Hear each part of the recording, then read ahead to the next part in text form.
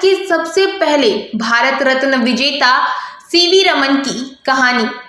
भारत के सबसे पहले भारत रत्न विजेता और भारत के सबसे प्रतिष्ठित वैज्ञानिकों में से एक और नोबेल पुरस्कार विजेता भौतिकी विज्ञानी सर चंद्रशेखर वेंकट रमन, जिन्हें सीवी रमन से ज्यादातर जाना जाता है।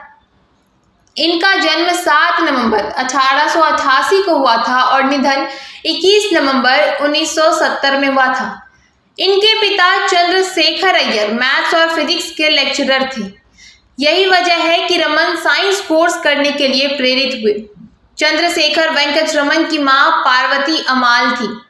सीवी रमन ने विश्वविद्यालय के इतिहास में सर्वाधिक अंक अर्जित किए और उन्होंने IAS की परीक्षा में भी प्रथम स्थान प्राप्त किया था। 6 मई 1907 को कृष्ण स्वामी अय्यर की सुपुत्री त्रिलोक सुंदरी से सीवी रमन का विवाह हुआ था। सीवी रमन ने अपनी गवर्नमेंट सर्विस छोड़ दी थी।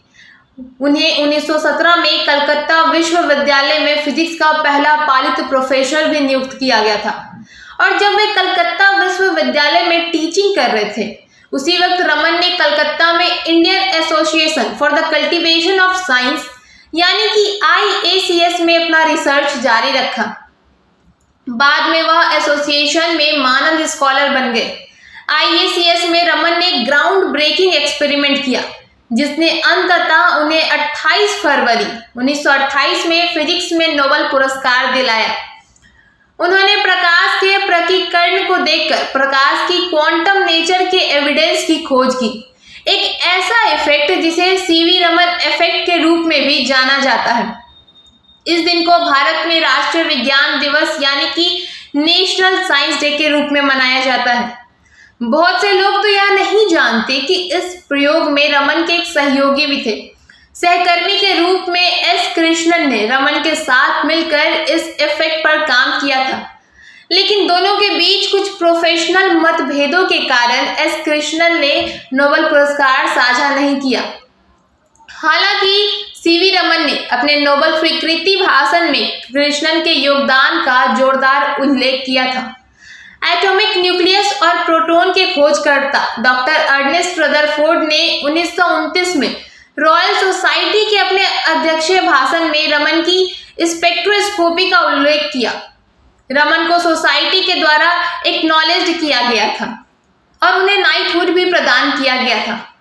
सीवी रमन 1928 से नोबेल पुरस्कार की उम्मीद कर रहे थे और 2 साल के लंबे इंतजार के बाद उन्हें प्रकाश के प्रकीकरण पर उनके काम और सीवी रमन इफेक्ट की खोज के लिए पुरस्कार मिला।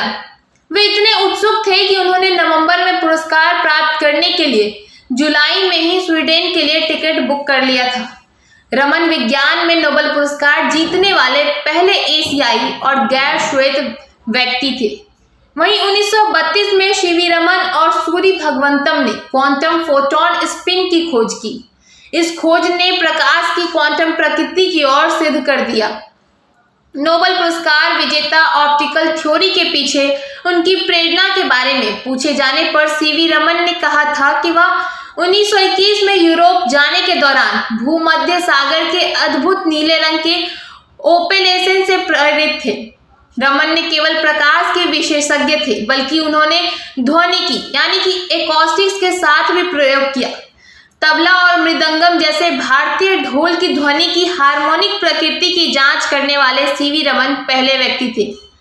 उनकी पहली पुण्यतिथि पर भारतीय डाक सेवा ने सर सीवी रमन की एक स्मारक डाक टिकट प्रकाशित की थी, जिसमें उनकी स्पेक्ट्रोस्कोपी और बैकग्राउंड में एक हीरा था। उन्हें 1954 में भारत रत्न से सम्मानित किया गया था।